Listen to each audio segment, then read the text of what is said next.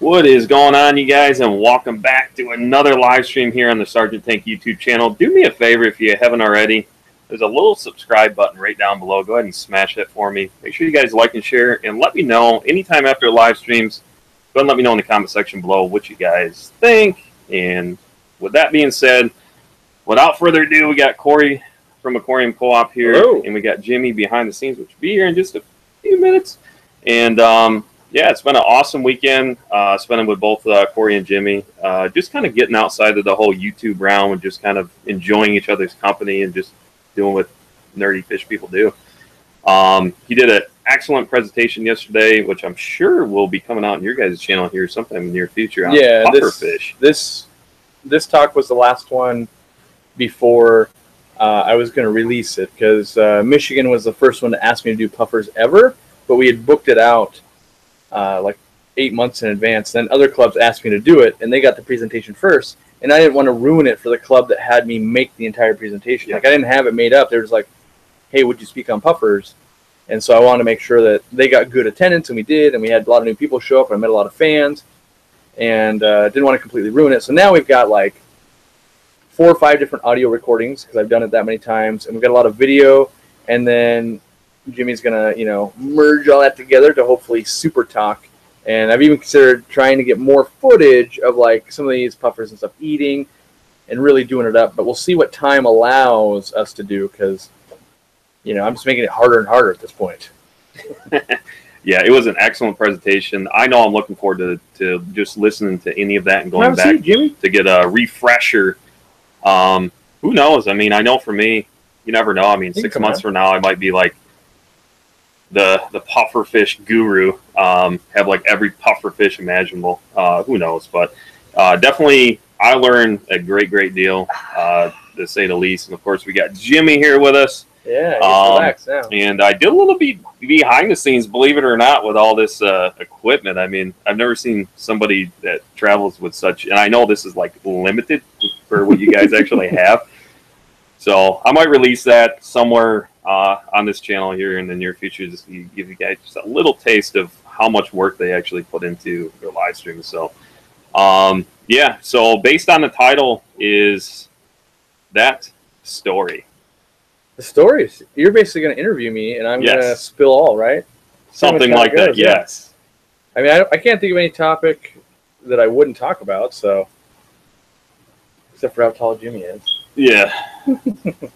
So, of course, during the chat and so forth, if you guys have any general related questions right here. For any one of us, now is your time to go ahead and, take advantage of that opportunity. So, really, I mean, for me, I know I'm trying to think when you first created your YouTube channel, because I remember watching you way back when you started getting ready to do your store. So when I created this channel, I think one of the first videos was filming the store, like being built, I guess. Like I made ghetto cell phone video of my store just to document it a little bit. And then from there, when I got one of my employees, Angelo, and that's why you'll see some of the videos, you're like, why is there a video? Cory's not even in this video. I was basically having Angelo, because I didn't have the skill set. I didn't know how to really record, and I didn't have any Photoshop skills, and I didn't have any editing software, like, at all. And this employee, Angelo, did. And so we did, like, a review / unboxing of the Aquatop canister filter, and we talked about, like, Rasboras and Cardinal Tetras and Tiger Lotus and a few other, like, clips like that. The goal was to just explain stuff so that if someone came into the store, we could be like, yeah, go watch this video. And so that went over like a lead balloon. Didn't really do well at all. But at some point, I was modeling the channel a little bit after, like, Pond Guru, because he was working at a store and talking about it. I'm like, I could do that. We could do this, And then it was kind of Joey doing DIY stuff. I'm like, well, I run my own fish rooms. I do some DIY stuff. Like, I could probably do a little bit of this. And I started filming more stuff at a rental house we had, where I was doing some ponds outside, because that was my first passion, is the tropical ponds outside. And then from there, once we bought the house, it took me like 6 or 8 months to kind of move my fish room, buy the house, all that, where we just went dark. We just went dark on YouTube, where it's like I just disappeared. And I think at that point we had like 2,000-ish subscribers, and just gone for 6 or 8 months. Still ran the store and everything, obviously. And then I knew when I got to the new house, I wanted to document absolutely everything of building the fish room, because when I Googled or YouTubed how to build a fish room and I wanted to see the behind the scenes stuff, all I ever found was fish room tours of like, look, here's it set up, but not how they put in their airlines or their drains or any of that kind of stuff. So I was going to be the one guy that, you know, documented the entire process. And you can see my super cringy first video where I've got my orange shirt on, and I kind of just sit there like this for a second. Hi, everyone, it's Cory. And then, because I didn't really have the editing skills, I didn't think like, oh yeah, I should edit out that break in the beginning. I'm like, you know what? I just kind of put the clips together and hit the, you know, publish button. And from there, you know, obviously this is like 2 years ago at this point. I think basically I gained a lot of traction because I started putting out a lot more videos, and they were long videos, and people were decently receptive to them. And I want to say, I don't remember when. I don't remember if it was like, oh, March, or I think we moved into our house in June, and I think I started building the fish room in August, because we had to get a lot of stuff settled away at the house, all that kind of stuff. And between August and like the following year, November, I went from like 2,000 to 22,000. That's where I went to the Chicago Aquatic Experience, and then people were like, hey, I know you. And I'm like, whoa, this is bizarre and weird. That's where I met you, actually, is at that first Aquatic Experience. Yep. And then now, in November, this November, that'll be year 2, basically. And, you know, now we'll be at probably about 95,000. So kind of the first years, it's kind of 3 years the channel. It kind of took a year to get to 2,000, and then it took a year to go from like 2 to 22, or maybe it was 28, somewhere in there, and then another year to get like the next 60-ish, and that's where we're going to be at now. And so now we got Jimmy full time, and we've got lots of equipment, and this is all we do now. Now I just travel, and I talk, and I film, and I get to see things while I have my wonderful employees at the store doing all the work for me that I used to have to do. And so, yeah, that's the YouTube channel at this point. I mean, the thing is, I respect so much about what these guys are doing. I mean, Cory, it's on the Cory McElroy on more of your business channel, which probably was like your original YouTube. That was my original channel. That's why it's called the Cory McElroy channel. Because when you make a YouTube account and you're just like a person, you're just like, how about my name? Just like my email, you know, like you just do that. And so yeah, my first videos ever. So why did I ever get on YouTube ever with the first channel? It was actually to do pond videos, where I was I was the Breeder Award Program Chair of my local club, and I wanted to do what I called the White Cloud Race, which was breeding white clouds outside. People got to start with some white clouds. You breed them in a tote, you bring them in, you count them up, we see who wins. And that was kind of cool, and I couldn't get a lot of people into it. So the next year I documented, like, hey, here's what's going on. I had guppies outside, all that kind of stuff. And then from there, I was working at a store this whole time, and I started making some videos about Repashy, because I had become the first distributor in my state and the West Coast at that point. I fell in love with the stuff, and I had to make videos of stuff eating it, because it was such a new concept. Like, gel foods were really new. Like, we'd always done gel foods like for the past 30 years, but the mainstream definitely didn't know. And so I was making videos of just fish eating food, and that was the other thing I did. And they're all in horrible quality, and, you know, because 10 years ago or whatever, probably not 10, probably like 8 years ago, it's very cruddy cell phone, horrible audio. And magically enough, I think those videos are private right now, but I still had the airplane problem where somehow there's always an airplane flying over me when I'm outside. So what was that video, or work? Is it still available? This was a few years back, but it was one that you were interviewed, I want to say maybe in a garage, and you had like a 400-gallon tank, and you had fully aquatic turtles and a bunch of different stuff. So that was actually my club. They do, so truth be told, let's you know, laying the truth out here. this idea, kind of a couple of my YouTube ideas came from my local club, and that was they did the viewer home show. And so what they would do is they go visit members' homes and film and ask you about your aquariums. And it was always super interesting to watch what other people were doing. And that kind of spawned the whole, one, we do the viewer home show where we ask you guys to submit your videos and we put those out, but us to go visit people's fish rooms. Now, it evolved from the club. They would, if you had one fish tank, they would go see it, they would listen to you, and they would travel for like 3 days locally and cram that into one 50-minute video. We'd have a meeting, and it was super fun, right? But it didn't make a whole lot of sense for me at the time. Like, what if I drive 4 hours for one aquarium? Like, that's not really content. I mean, it is content, but I have to do that a lot to put a whole video together, right? So then I started seeking out fish room tours, and I think I have to look at the dates, but the first one was either A, Gary Lang, when I was doing a cross-country tour with Greg Sage to go to the ALA convention, or it was Jay and Carol of Geiler Aquatics, which were local club members that had a fish room. It was one of those two videos. It was my first fish room tour ever, and that video, both those videos did really well compared to like my normal content. And I actually think those two videos were before I was building my own fish room. Like, I think that's when I was like, hey, I might have a chance at this YouTube thing. And because I want to say that was quite some time back, and that's what actually led me on to the channel. It's hard to remember the actual events. When you go back and you look at the videos and when they released, you can kind of piece it together. But you know, honestly, the past 5 years, and that's when my store's been open, is kind of a blur. I don't take days off, and so even today I was like, yeah, we're gonna do this, blah blah, and you're like, it's Sunday, and I was like, oh yeah. To me, it's just the next work day. I don't think about that kind of stuff, and but it's crazy to go like, oh yeah, I guess that was like 4 or 5 years ago at this point. That's kind of weird. So yeah, I'm trying to remember what the original question was. I went into the YouTube. The 400-gallon tank. It was actually a 305-gallon tank, and it was very similar to the tank I have in the store. And they had come out to see my tank, and I had entered my tank in the awards section. It was like best tank, I guess, and then best. Maybe it was best large tank. I'd have to watch the video to remember what that first category was.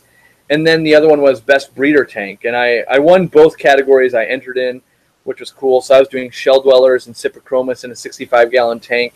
And you can see some of my origins. And then when people always go like, why don't you keep this fish or that fish? If you go watch my older video, which it documented my fish room, you can see like, yeah, I used to have clown loaches. I used to have a soft shell turtle. I used to have giraffe catfish and Niger catfish and all these big fish, because I was a monster fish keeper as a hobbyist. But then I also had lots of nano fish. That was just always my thing of like, I like live bearers and I like big, peaceful fish. And so you can see me as a hobbyist, and everyone that watches it, because that is on the main channel still.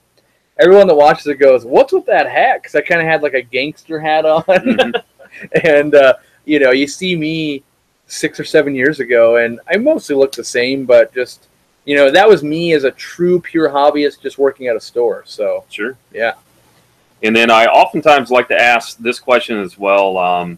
If there was 3 things in order that you could go back and change, what would they be in this hobby? In order. Okay. In this hobby. So it's not even my business, it's my hobby. Just in the hobby. Okay.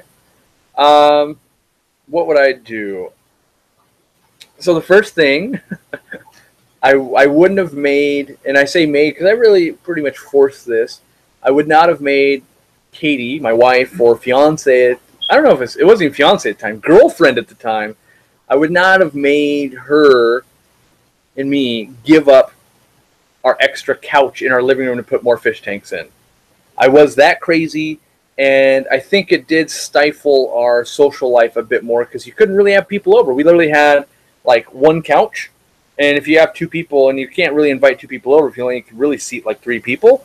So, but, you know, maybe I would have never gotten that into aquariums without that. But it was, I still feel bad about that a bit. Like, I don't feel bad about sneaking the first aquarium ever into our bedroom, and that was the only time I think me and my wife ever really kind of fought. She was pretty angry about that. My first aquarium ever, and that's because we were, let's say, we'd only been dating for, I'm going to say 2 years, maybe some short amount of time. You know, so we weren't like, you know, now it's been like 13 or 14 years or something crazy.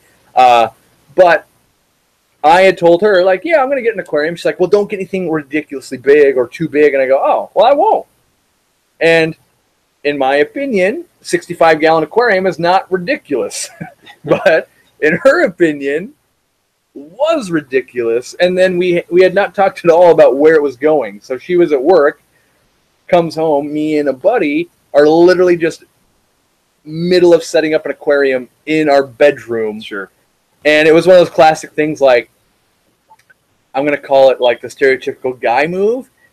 Didn't tell anyone. They're like, by the way, I'm having people over in the house and we're going to do this.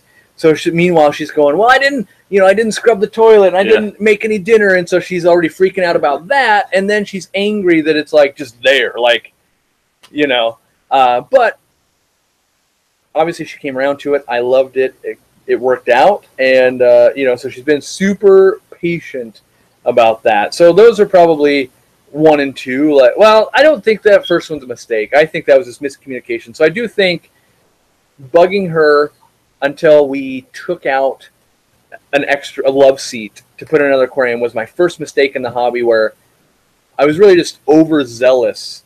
So that's the first mistake, or the first thing I would change, I guess. The second thing I would change, what would I change? I'm trying to think. In my hobby or my career, what did I get rid of? There's something I know there's something I got rid of that I would have never gotten rid of, knowing now I maybe couldn't get it back. Or I know there's something, though. I know there's something where I was like, oh, man. Oh, okay, so another one, I really should have never sold off my clown loaches when I was at the store. So that story ties into what we've talked about so far, and that is we were at that rental house, and then we were moving to buy a house.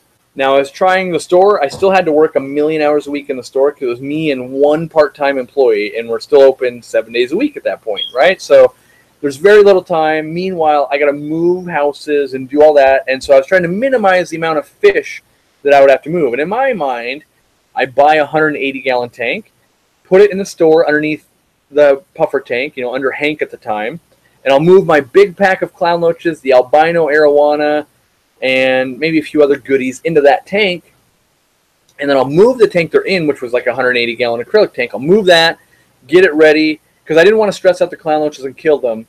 But I knew the answer to this because I'd worked in a store for already 5 or 6 years at that point. Anything that goes to a store eventually gets sold because someone will offer you enough money. And that's what happened. Is I ended up selling this big group of clown loaches I had for many, many years. My wife loved them. I loved them. But you just spent a bunch of money on a down payment on a house. Money's tight everywhere, and someone offers the right amount of money, and they bought the aquarium with it. So they like literally just like, I'll hand you this giant pile of money, and I want it all. Take the albino arowana. I want to own this. And that was a mistake, knowing when fish go in, they're going to get sold.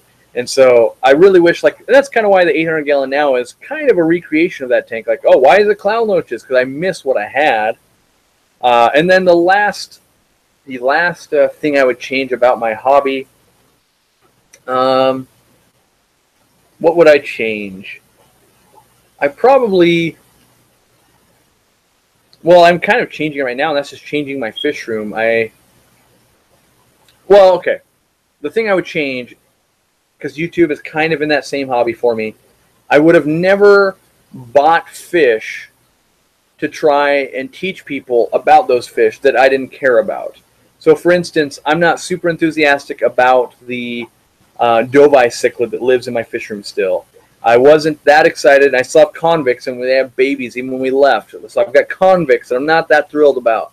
And the fire mouse I did get rid of, but I'm not that thrilled about those either. So I brought in all these like Central and South American cichlids and a few other things with the whole goal of this is what the people want. And yeah, I can keep them. I've kept them before. I've run a store. I've bred them. Yeah, sure, why not? And it ruined my hobby because then I was doing maintenance on all these fish that I didn't really care about.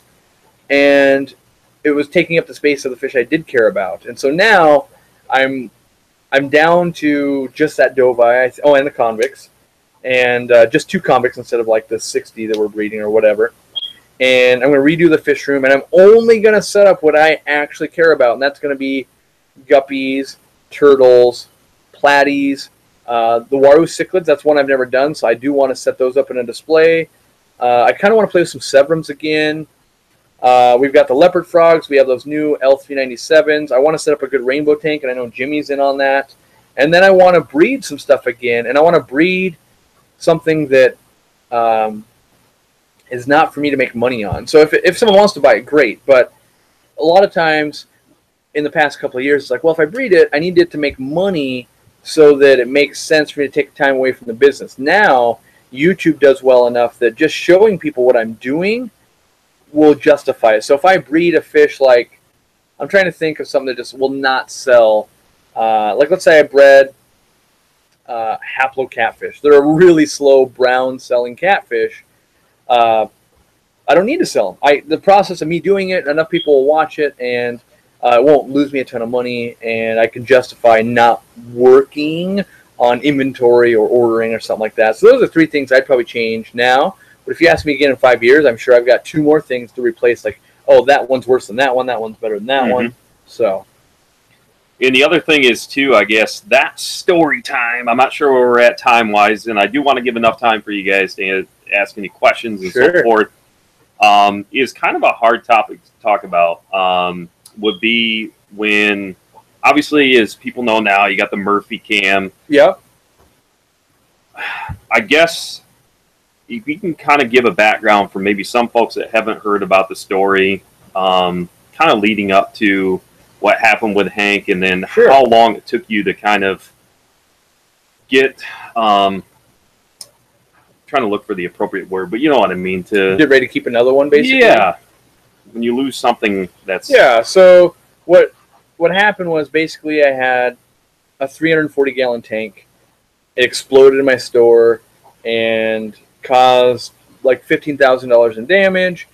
And Hank, my boo puffer at the time, which was about 22 inches or so, narrowly escaped death. Like, everything else in the tank died. It's kind of one of those miracle situations, like, you were out of water for a couple of hours. There's no reason why you should actually be alive. He laid upside down for like 18 hours that day while we were on disaster cleanup, essentially. But he ended up making it. And so we bought this even bigger aquarium, which was a 360-gallon made out of acrylic, you know, something like that, retails with the stand and all that, about $7,000. And we got him into there, and he lived for like another 8 months or so. And then he started getting sick, and no matter what I did, I couldn't seem to shake what was going on. I couldn't figure out what's going on. And everyone I reached out to kept telling me I needed to talk to Dr. Tim Miller-Morgan. And I already knew Dr. Tim Miller-Morgan because I'd already taken classes with him about fish disease. And the problem was he was literally in the Amazon with no cell phone reception. So, like, they're like, the only guy that's going to know anything on how to actually fix this puffer is this guy. And I already know that guy is not reachable by any form of communication. I had emails waiting for him. I had Facebook messages waiting for him. You know, I didn't have like a personal cell phone number like, hey, and even if I did, maybe he would be like, send me a picture, and he wouldn't be able to get it. So basically over the course of like 3 or 4 weeks, the first couple of weeks he's still in the store, just not doing well. All the customers are going like, what's wrong with him? I'm like, yeah, I don't know. He's not eating. It's pretty horrible. And then he started like losing buoyancy, and that couldn't really be in the public eye, so we took it home. And okay, so that actually, this is all in the timeline. I forgot about this part, is that the clown loaches, the other reason why the clown loaches went to the store is because Hank had to go home. And because I needed a big tank to be able to like quarantine, like I got to use all these meds. And so Hank goes home. He's in the 180-gallon instead of like a 340-gallon aquarium or whatever. Or no, instead of the 360, because he was in the new tank at that point. And then I tried lots of meds. I've tried high salt. And at this point, I think I remember going, well, I'm going to try bifurin. I was literally at the, I don't think it's bacterial or anything, but I've tried every medication otherwise. So I went to a competing store and I bought out their medication because I had to redose that like every day. That didn't make a difference. Then he was really upside down. And from my reading, I'm like, okay, something's going on here. I don't know how to fix it. But maybe I could fix the swim bladder issue. Because I'm trying to buy time until, like, Dr. Tim Miller-Morgan, like, comes back into contact, like, back to life. And so I went, and I remember going to, like, a Walmart in the middle of the night because I was just like, I got to do something. This is not getting better. And I needed a needle, basically, or a syringe to aspirate the swim bladder. And what that fancy word means, take air out of their swim bladder. And you do a little bit of Googling and you try and learn where a swim bladder is, but no one's really documenting it on a puffer. You can find it on arowanas and koi and things like that. You can see people doing it in videos, but no one that I'd ever seen done it on a puffer. So, and you kind of need a long needle. It's kind of thick and not too long, though. You don't need a spear. So it was all like, well, try and get this. And so I get there and I get, I don't even know if it's like a 0.8 gauge needle or whatever it was that Walmart had. And it's kind of a weird thing. Like, I just need a needle. That's it. And they're like, what are you using it for? And then, I'm pretty down in the dumps. I'm like, well, I need to do surgery on my fish. And they're like, huh? And I'm like, yeah, it's kind of a long story. And they kind of think like I'm giving this weird, like I'm going to, take drugs or something with them. Like, I swear to you, it is going to be used on a fish. And because they're behind the counter, you can't just like buy a needle in Washington State. And so I go home, and this is how I learned like handling a puffer fish, that their toxins make your hands itch, because I had to hold them and hold him. And I basically just had to start poking them with this giant needle.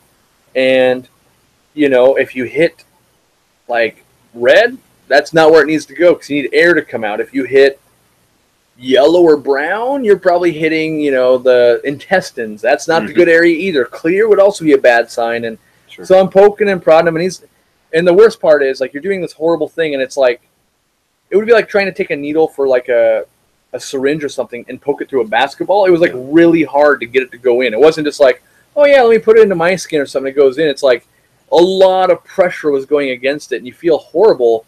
And when it would like pop through, he didn't even like squirm, and that's how you knew he was really close to death. And I still was never able to like find the bladder and get air to come out. But after like 20 or 30 minutes of like causing stress and just not doing it right, kind of gave up on that, because I was like, well, I don't even know, this isn't going to fix the problem. It's going to help but not fix it.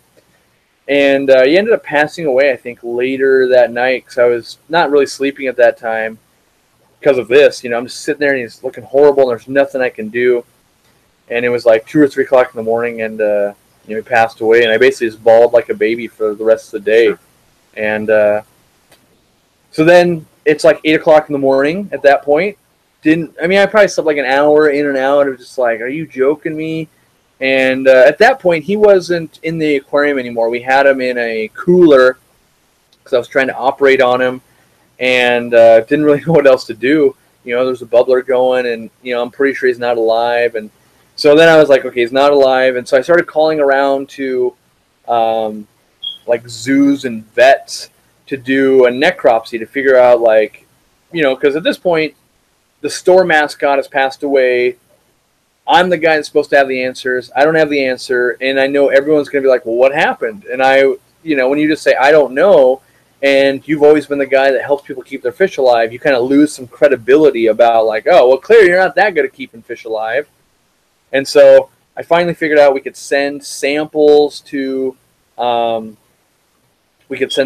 away to, like a university, essentially, and they could do stuff. But I had to have them harvested, because you have to have the organs harvested and then put into, I think it's alcohol, or it's either formaldehyde or alcohol, something to preserve it, because it's really important. So the first thing they said was, okay, before you can get to your vet to have them do this, you need to put the fish in the fridge to stop the decomposition of cells and any bacteria or fungi or anything like that. Don't freeze it. If you freeze it, all the cells explode. So it was in the fridge. Now I've got, it's like my pet, like my dog. I got to put it in my fridge. And then we took it and I delivered it to have someone extract the organs. Then they get sent off. Then they start running tests. Long story short, the necropsy comes back that it's a rare wild-caught disease, that there is no known cure for. When it gets into like a salmon or a trout farm or something like that, they say sterilize the entire facility. That's all you can do, even if it's millions of dollars worth of stock, and you start over. And that usually just costs people a lot of money, but they did confirm that it didn't have anything that I could have gotten rid of. Like I got rid of any type of internal tapeworms or anything like that, gill flukes, all that. It was, he was clean as a whistle. And we learned that he was a boy because there was no way to sex it otherwise. So they looked at organs. When the person that pulled the organs was able to tell me it was a boy, so it wasn't Hank Ed, it was Hank. And, so that kind of was an open wound for me for quite a while. I would say I think it was 6 or 8 months before we bought another Maboo puffer. And it was because every day someone come in the store like, where's Hank? If you only go to your store every 2 or 3 months, and you walk in like, where's Hank? And you got to tell the whole story just like I did. And that was every day. And that made it really hard to actually go to work just because half the day was actually spent telling people how you died. And then half the people would say, well, did you try this? And so you're like reliving like, yes, I tried that. I did this. I tried that. And, but then we ordered 3 of them. And my goal was to one, I love Maboo puffers. And, I had this big tank. I've spent a lot of money and everyone loves it. I've got a mascot that's basically Maboo puffer. It's our shirt. It's all these things. And, so we got 3 of them and the goal was to keep more than 1, but they were too aggressive. And so that's how we ended up with Murphy. And so Murphy lives at the store. You guys see the live camera on him and everything like that. And because I'm so rarely at the store now it's at the point where I go into the store maybe 2, 3 times a week for limited a couple hours to do filming and that kind of stuff. And I love Maboo puffers so much. So that's why my fish room has Ladybird, which is Maboo puffer number 3 that I've owned. And I'm still got a real big connection with Murphy. He still acts differently when he sees me because he kind of grew up with me. I still talk to him every time I'm in there, that type of thing. So that's kind of the, killed my mascot, my favorite pet. And I still have him, actually. He's frozen in my freezer. I've kept him frozen. And we have a maple tree we're growing out that we want to, when we build, you guys might have seen on my channel, we're going to build this giant pond for koi. Once we build that pond, we're going to plant this maple tree, the Japanese maple, and we're going to plant Hank under it. So that way Hank kind of, at least in my mind or whatever, as sappy as it is, becomes this maple tree. So it's like we're using him and his fertilizer because he basically becomes fertilizer to spring new life into this tree that'll kind of always be with me. So sure. No, I appreciate you sharing that for sure, and I'm sure everybody here does. Now, when they support the Aquarium Co-op, now really they're walking around with a legacy. Everyone thinks it's Murphy, but it's actually Hank. Yeah. So, which I knew that because I don't know if some folks have been, if they're just if you've only been around for a year or even maybe 2 years, you might not know that's actually. Yeah, I appreciate you sharing that because that's definitely it's a difficult. It's a hard one to talk about, honestly. Choking up a little bit, and it's just. Yeah, that guy was my best friend. And I'm not sure if there's any questions at all. I want to make sure we give enough time before we wrap things up. Jimmy? No, everyone's just listening to the story. Listening, story time. Well, we'll just continue the. Yeah, we're about 30 minutes through, so. And I guess the next thing is that I haven't heard in a while. I know something that you kind of originated quite some time back was the kill one, keep one, breed one. Yeah. Okay. So for those folks that might not be aware of that whole. Yeah, so the kill one, keep one, breed one. You asked this question on the spot, so no one has prep time, much like I don't have any prep time. And you have to kill a fish that's in your possession, and you can never keep it again. You have to you get to keep one forever, and that's kind of a cool thing. And then you could breed one, and that doesn't necessarily have to be in your possession to breed one. But the kill one for me, I would probably. What would I? It's got to be a fish that actually is in my fish room. So I would probably do the Dovai, I think. I'm trying to think if there's anything worse there. I mean, I like Dovai, don't get me wrong, but I have a feeling in my career and the rest of my life, I will probably keep more convicts than I would Dovai, even though I like Dovai. And I like convicts, but I have a feeling at some point, 20 years down the road, I'm going to build some giant biotope or something where I need convicts to be a part of it. And I don't think I'm going to build some giant thing that needs a Dovai to be a part of it. So I would kill that one.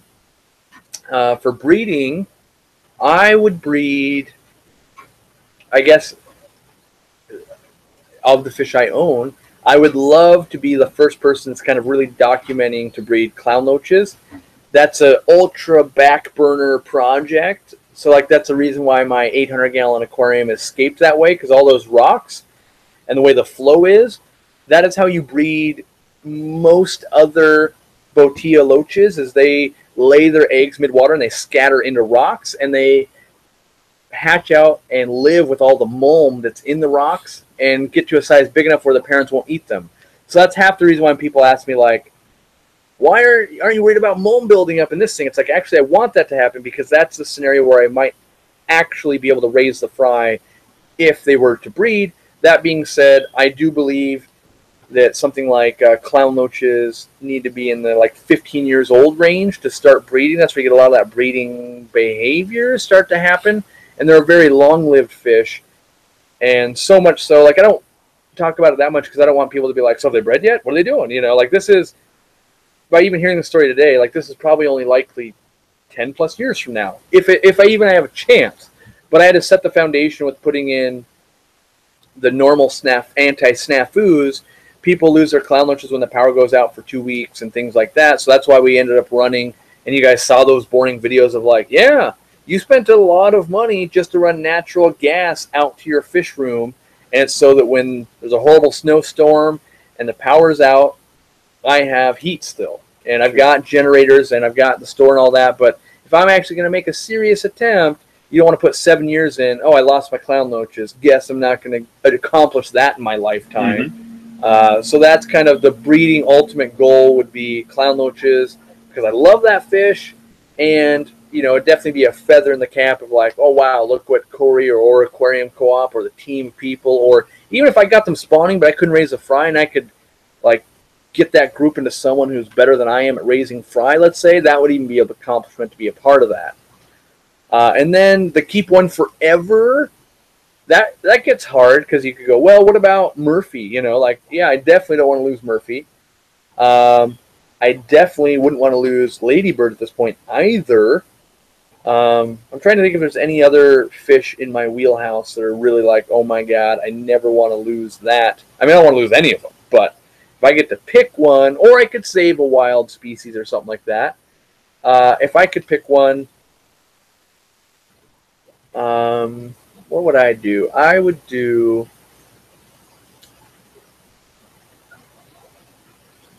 I think I would choose Murphy, just because I've got a little more attachment to him than I do Ladybird, and it'll cause less grief. There's a lot of people that are emotionally invested into Murphy, kids, people that travel in to come see him, and losing him would be worse than losing Ladybird. Like Ladybird, there's not a lot of kids that have hand-fed Ladybird, so it would save that pain. Because when Hank died, there was a lot of cards that came in, and kids would make handmade cards, and you know, like flowers came in, and like it was, you know, like a memorial service. Sure. So saving that pain on everyone, I think, would help.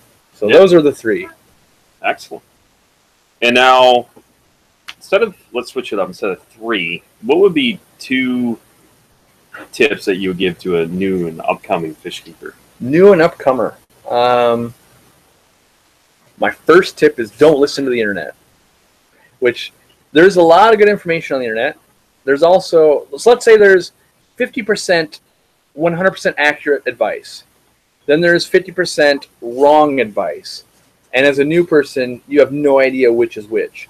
And even so much so, I maintain every YouTuber, every book, there's going to be X amount of really good information and X amount of not good information. And as a new aquarist, you need to find your own barometer of like, does this store make sense to me? Yeah, my fish are living, or oh no, they're dying. So maybe I'm going to go try this store, or I'm going to try this person on YouTube, or I'm going to try this book.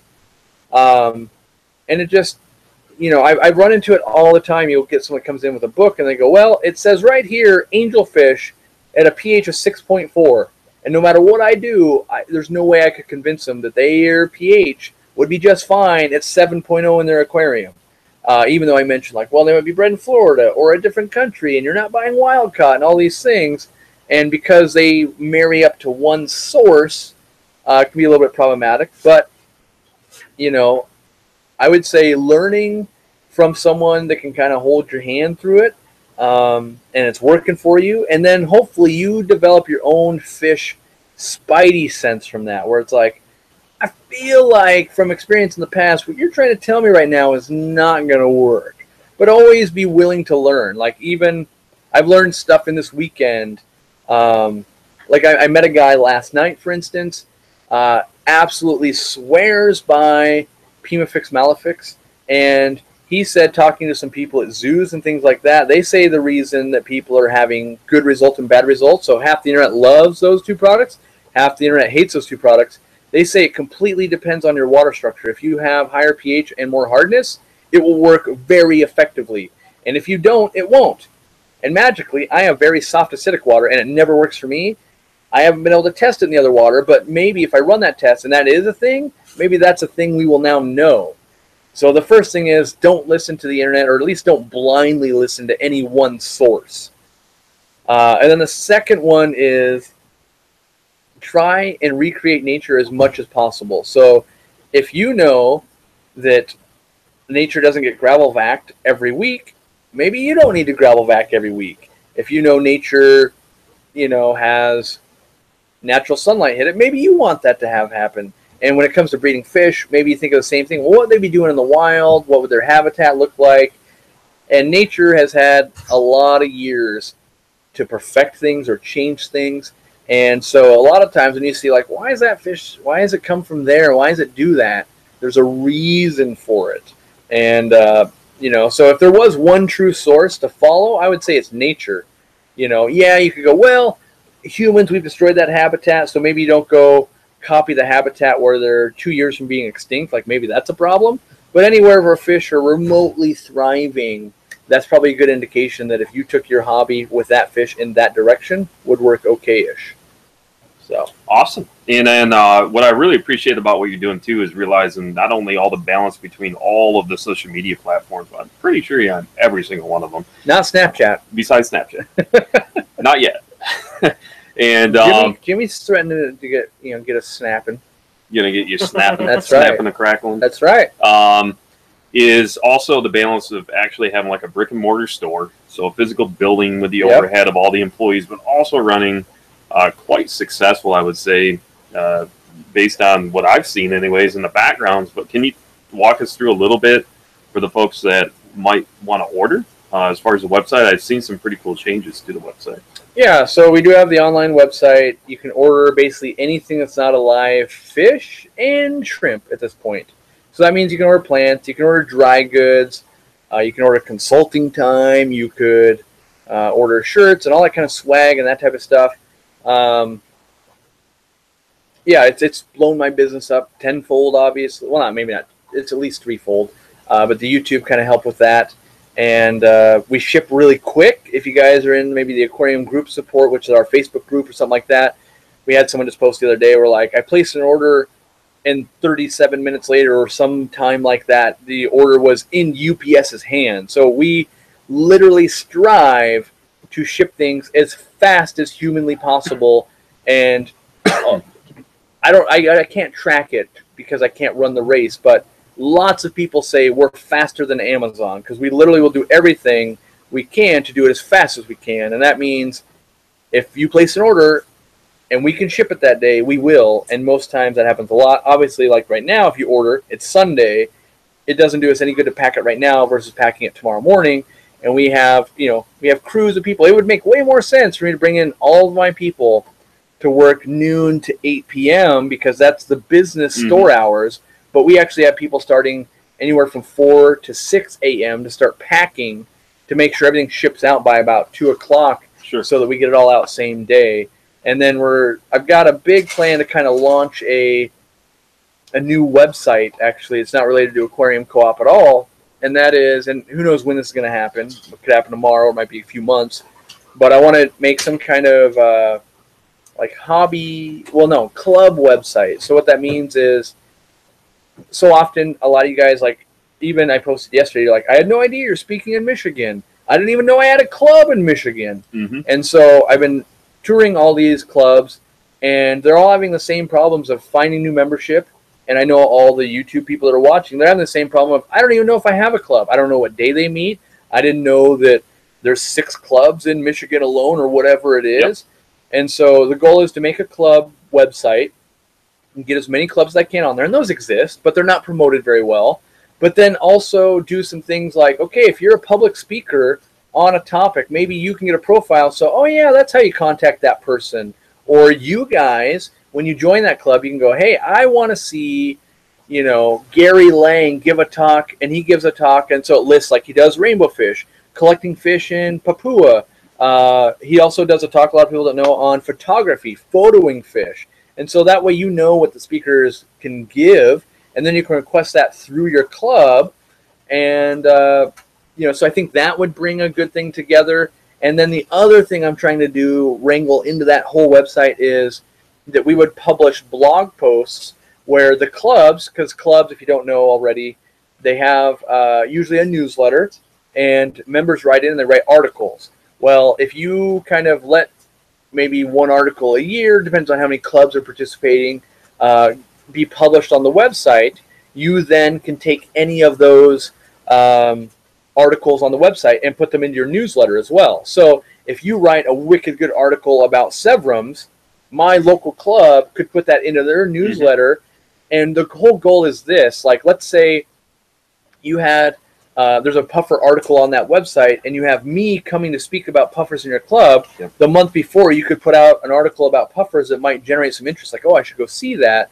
And because a lot of times to start a new club, it's really hard when you don't have a newsletter team. You don't have 15 different people writing articles. You don't have all these things. And the goal is to get the information out there. That's the whole goal. Everyone, whether it's me, you, another YouTuber, a club, a store, a book publisher, all those people are just trying to get information out to the hobbyists. And so I think that can bridge a few of the gaps. And there's going to be clubs that are like, oh, I'm not going to be in there if this club is in there. There's always going to be clashes of personality and things like that. And, oh, you know, I'm sure there'll be people that are like, I hate Aquarium Co-op, so I can't be a part of that or whatever. But, you know, if we can do 70% good, then that's more than zero at the moment. So sure. That's the whole website scheming. And then the podcast is the other kind of thing we're, I guess, pushing or trying to do more education. And I know the question that comes up quite a bit right now, currently, just because of the time, and you know, I know just my small online thing, I couldn't even imagine where you guys are at from that standpoint. But right now, you're just sticking pretty much to the continental U.S., correct? So internationally, yeah, not currently. I am trying to find a way. Sorry, guys. Trying to find a way. He took his collar off. Yeah, come on, or her collar off. Trying to find a way to accommodate people outside of the U.S. And the first step for that is, I think, T-shirts, stickers, hats, basically like the least offensive items you could possibly ship. Where you start shipping plants, fertilizer, foods, medications, all of those can have some really strict regulations depending on the country. And so I've been looking into it, trying to find a way to make it work on our current website. That might not work. So I might have to launch like aquariumcoop.ca. Sure. And then you might go, well, there's only like a T-shirt and a sticker for sale. Like, why would you even have that? And it's like, well, because we need to set custom shipping rates, and then I'd have to set one up for like aquariumcoop.uk. But all of that, that's building out entire websites. It's figuring out the right codes I need to put on the custom forms. It's making sure that the shipping team knows what's going on, and that, you know, we probably have to create an order of operations, like ship everyone in the U.S. first, because if we ship wicked quick, that'll get to you in maybe a day to 3 days, whereas no matter how fast I ship and you're in the UK, that's going to take 10 to 14 days, sure, whether we ship it an hour sooner or not. Yep. And so there's a lot of logistics, but we're still building out the warehouse side some to further service to clients that we do have. And yeah, I've thought about maybe even just a link. If I only wanted to do, like, let's say T-shirts, like a PayPal link, you just click the button, buy the T-shirt, kind of like a club website does it. But I'm hoping to do a little bit more than that. Sure. So. No, I think it's awesome. I'm not sure where we're at time-wise. We got a few more minutes. I want the Jimmy story. Yeah. I want the story of well, because I didn't know the whole story till even a few weeks ago, but how Jimmy. I'm trying to think. I thought I was stalking Jimmy, and Jimmy was stalking me. So what do you want to know? Like how you got the job? Like how I started a YouTube channel. Yeah, like I guess the beginning, because I thought I was like, oh, watch this. I'm gonna go get Jimmy, and Jimmy was trying to get me to get him. Yeah. In a huge sense of the word, yes. So starting a YouTube channel was fairly easy. I found oh, it's so easy. No, I found like a niche. Like I always wanted a YouTube channel. I was into other hobbies before, but I knew that making a YouTube channel based around that wasn't going to benefit me much because there's so many channels around that little area of the hobby. I'm not going to go into that, but I found the fish community to be a little like on the weaker side of editing, I guess you could say, right? Yeah. But now it's like it's full blown compared to what it was in November, which is not too much. Yeah, about a year. Yeah. So, and you still do a little bit to help out. Just on here the and channel there. to help out some other. Yeah. Because I know I've learned a great deal. Like I know Sam the Fish Life. Have you seen any of his videos? Flynn, they're coming along quick, dude. It's a big difference. But anyways, I saw the little niche. I saw people, just regular guys like Cory, just making a YouTube channel, making a difference. I knew I wasn't going to bring the knowledge side to it. I just want to bring the fun side to it. Yep. So my thing was I was going to, starting with Lucas, go visit fish rooms like crazy and just edit the best I can and show the fish room side. And I don't talk much. I want them to talk more. So in the Lucas video, you saw him just run through the whole thing. Yep. So I wanted to go with that approach, not really interview people, just have them talk about their fish tanks and just make the video. So for somebody who is struggling, I know for myself, to not get discouraged, is there like maybe 2 or 3 advice tips that you can give for somebody? Just, hey, dial it back a little bit. Just start out, get the feel of it. Did you ever get discouraged? Like, how long did it? Where at one point you're like, oh god, Cory's not seeing me, or anything like that? The only discouragement I got was, what kind of content do I make for someone that doesn't want to speak on camera much? Yeah. The fix to that was get more fish and show more fish, and it was always fish that I loved. It was never for YouTube. So the fish that I love was, of course, I started off with crystal red shrimps, started breeding those, and started liking all the. And that was like the actual start of your entire hobby, right? Yeah. So you've only been into it for like way before YouTube was 3-4 years before that. Okay. So but I watched like Dustin's Planet Fish Tanks like 3-4 years before I started that YouTube and Joey and stuff like that. So I didn't know of Cory. So I saw I wanted to listen to something while I was doing water change and stuff, and Cory had like the longest videos out there. So, and then I watched him more and more. I was like, this guy is super genuine, like super likable. I was like, I wonder if I can ever go to Aquarium Co-Op and like make a video of it. He'll recognize that video, and then he'll, I can get on the team and whatnot. So I made the Lucas video, and then the next plan was making the raw video. So my plan was collaborate with as many YouTube people as I can through the power of editing. Like, I wasn't going to get in the shoes with my knowledge. I mean, it had to be with my skills behind a computer. Yes. So I scheduled the first import ride with Rob. He's going to take me to Chicago. Right? Okay. So I was going to film all that, put in the vlog and whatnot. But then Cory was like, hey, I'm going to come out there. But no, I think he hired me before that. He's like, I'm going to come out there. And no, that's so cool.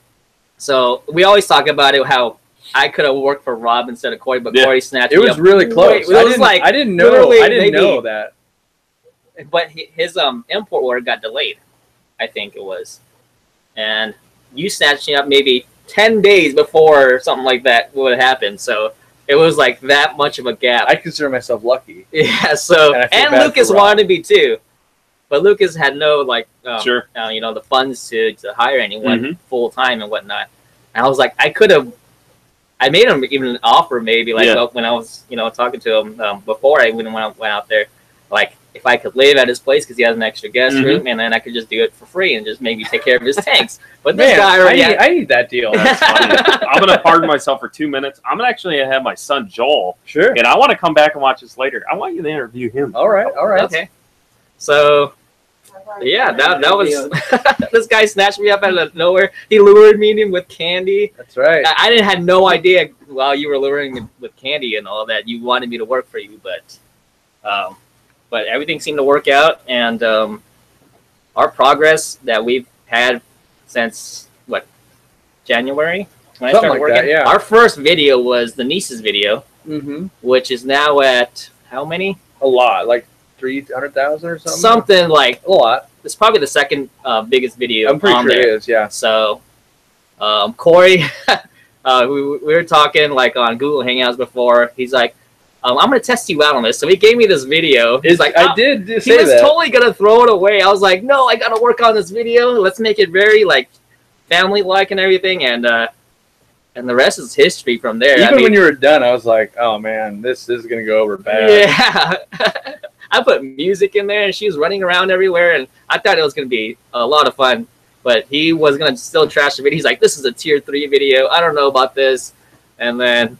yeah, it's your second best video to this day, which is fantastic. YouTube took it on, and it did really well. And, because I was just afraid that, obviously, it's my own niece, and I'm going to think it's rad, but I'm like, other people aren't going to want to see my niece. Like, they don't care. And it's crazy. So, yeah. And, but the progress we made is fantastic. We're trying a lot of things out. I like that. And the content we produce now is beyond what I could imagine, because I get to visit like legendary fish rooms, meet all these fish nerds, and travel around the country so far. Yeah. And meet all these cool people. So it's been so much fun. It's like I get to work for the man here. I don't want to put it the way my mom put it, but the man. The man. She said the man. But yeah, it's been a lot of fun, and that's the story pretty much in an eggshell. So while I've got everyone's attention, I'm kind of, this is how it started with Jimmy. I was looking for an editor. I'm kind of looking for someone to make a career out of making YouTube thumbnails. So that doesn't mean you're just a graphic designer. That means you actually would, understand, how important eyeballs are and things like that. And it would be like you spend 8 hours a day making one thumbnail. So it's one of those things that you would have to audition, if you will. It would be like, okay, here's a random video. I need you to do something that gets a thumbnail where I'm like, wow, that's super insane. And then, because we produce, right now we're producing about 5 shows or 5 things a week. So that's easily a 40-hour work week for people, assuming long-term workflow would get better and you could probably produce 2 thumbnails a day. But I would wager that right now, everyone watching this, even if you think you're good enough, might not be good enough, because I'm not even sure there is someone of the skill level I need, because I can't even Google that someone is a professional thumbnail maker for YouTube, and no one, I think, is out there willing to pay, like, when you think about it, like, wait a second, that might be like $100 to $200 per thumbnail if you're paying someone to work a full day to come up with a thumbnail, and we'd have to do photo shoots and things like that. So, but if that is something that you're like, oh no, I could do this, I know what needs to be done, you can send kind of a sample to Aquarium Co-op, store at aquariumcoop.com or something like that. And yeah, or send it to editor at Aquarium Co-op. Oh, cool. Are you signing up, Joel? Yeah, you gonna sign up? Or you have a question, or you can definitely try. Anyone that wants to try is more than welcome to. Just don't be offended if we're like, that's not at the level we're looking for. And I don't. The worst part is I am horrible when it comes to artistic stuff.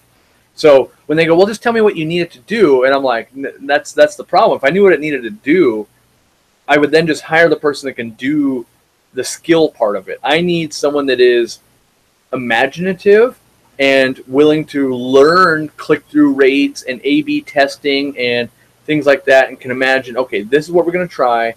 We're going to evaluate the results, and then once we develop a formula, we're going to repeat that over and over and over again, and that process will streamline. Because if I knew the answer, I could just tell Jimmy, like, hey, here's what we need, and he can make it happen. We need the creative part also. That's because we can spend hours thinking of a thumbnail. Meanwhile, I could have been filming for hours.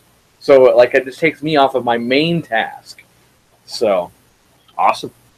And I'm not sure where we're at time-wise. It looks like we're coming right up on that hour mark. I know we got food waiting for us. I want to appreciate everybody in the chat. And I work on the fly. They aren't even aware of this. So for anybody actually getting to this point in the live stream, I am going to personally put together some little swag bag the end of this year. So for 2017, I don't know when, but what I want is either hashtag it.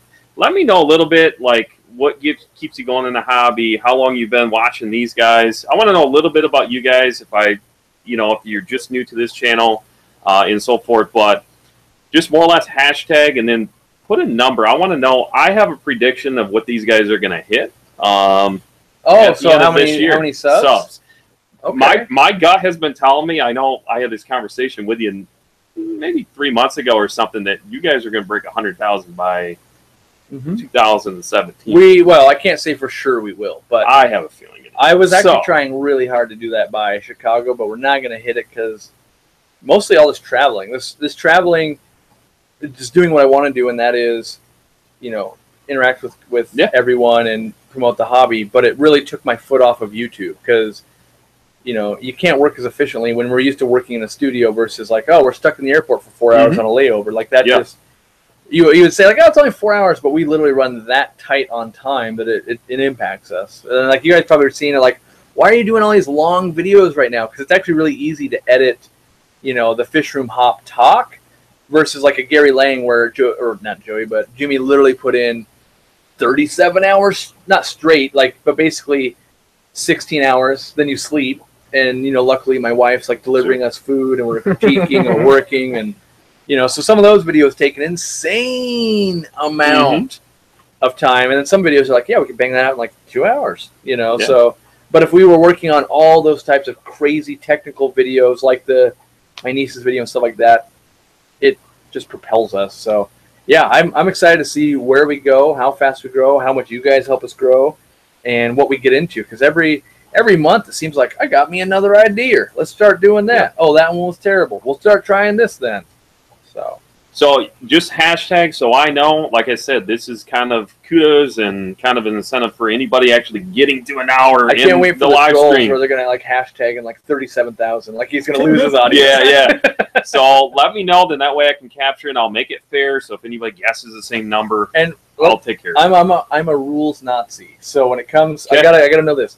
Is it closest without going over, or is it just straight up closest? Yeah. Is it like Price is Right, or what? Yeah, it's going to be closest. That's how I work. So even if it's like, if you're 3 over, you would still however be you're 3 closest. Away. Okay. Yeah. Yep. I think that's unless you have a different. No. I just want, because you'd get a lot of people maybe going like, "What's he at right now? Let's bid one more." And for those internationally, anybody that knows, I'll take care of it. We'll make it right. There you go. That's an international competition. He's putting big bucks into that because I've done that stuff before. It costs a lot and it's a lot of time to make that happen. So, any last questions at all from anybody that's been in the chat? Joel? Yeah, what do you got? What do you win? A swag bag. I haven't figured out what it's going to be, but I'll make it worth your while. So either way, it's free stuff to you guys. I'll take care of the shipping and all of that. So if it's international, that's on me. So I want to make sure I make it right with you guys and you guys got to put it down in the comment section because we won't be able to don't be doing it now. No. Wait until after this. Yeah, because we won't know for a couple of months. So, and then also shout out to Roma Aquatics. He gave us $2 super chat. Says keep up the good work. Thanks so much, Roma. So yeah. If we missed anything critical, it's a little hard on the phone, and I did a lot of blabber in there, so I wasn't watching. Any other super chats? I want to make sure we get. Not that I see. That doesn't mean there wasn't one. You want me to should check. I just want to make sure, like I said, definitely shout out to Chris. Definitely check out his channel. Yeah, I don't see anything, and if we miss it, we can address it in a different live. I will address it. Like so, yes. Yeah. Awesome, you guys. Well, thank you so much for your involvement and hanging in there with us, and definitely awesome to visit with you guys this weekend. And yeah, I get to visit the Sergeant Tank lair. We did film a whole video and everything, and there are fish that I get to pick out, and at some point they will be shipped to me. And I guarantee you this: you're going to be like, why didn't I buy those sooner? And it'll be like, I didn't even know they were here. I was like, I assumed they were something else. And then in the video, when he told me what they were, all of a sudden it's like, I am buying these. There is no doubt about it. But I don't want to ruin it. And I want you guys to see when that happens. So that's coming. I think we told a bunch of cool stories today. I didn't even know until a couple weeks ago that Jimmy was trying to court me. I didn't realize I looked that good. So let me know in the comments too. I'm digging the beard look. I'm digging it. Yeah, I'm all about it. I like it saves me like 5 minutes a day, and that actually equates to like good times. What do you got, Joel? I know you got something. If somehow Jimmy wins the swag bag, we have to send him the cats. You get the cats? Yeah, swag I get bag? to take the cat. All right. I like this one. And Joel's mustache is better than mine. That's true. So the funny thing is, by the way, me and Jimmy have not shaved the same length of time. That's funny. And his, and you're thinking like, that's not true. It is literally true. Yeah, this is true. Like, I'm jealous of how little facial hair he can grow. So I guess seemed like there was no question. So at least we kept me in tune. I know it kept me in tune, and definitely keep a lookout as far as all of the talks that you guys have been doing, especially that 2-week little extravaganza. Oh, there's still so much footage to put out. Imagine. Yeah, it's an insane amount, but we keep running out of time. In 2 weeks, Chicago Aquatic Experience will be there. So we're trying to gear up, get all the videos ready so that we just don't go dark while we're at the Chicago Experience. So that'll be our next goal once we get home. Well, my next goal is that, plus I get all my wisdom teeth pulled out on Wednesday. So there's that little fun thing I get to do this week. But now it's time to eat some pizza. It is. A video on that? All right, you guys. Well, as always, my wisdom teeth. Stay encouraged. Keep on keeping on. And happy fishing. We'll talk to you guys right back here on the next one. See ya. I'm not going.